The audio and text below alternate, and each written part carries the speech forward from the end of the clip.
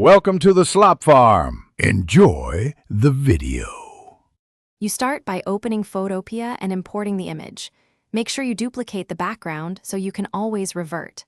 Once duplicated, switch to the lasso or pen tool and draw a tight selection around the garment you want to change.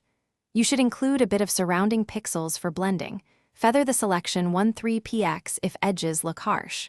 Once done, press Ctrl+J to copy the selection to its own layer, and hide the original to see only the garment layer.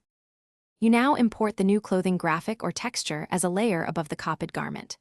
Use Free Transform, Ctrl+T, to scale and rotate, then right-click right arrow warp to bend fabric around the torso and limbs so it follows natural folds.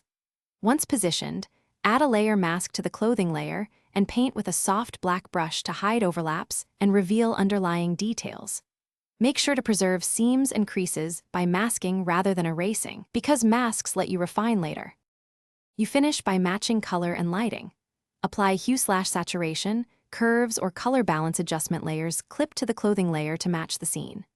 To add realistic shadow, create a new layer beneath the clothing, paint soft dark shapes where fabric would shadow the body, set to multiply and blur with Gaussian blur, then lower opacity to taste.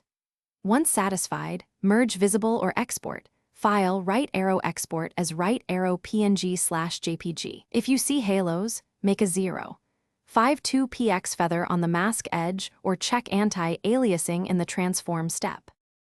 Thanks for watching. Consider subscribing if we helped you today.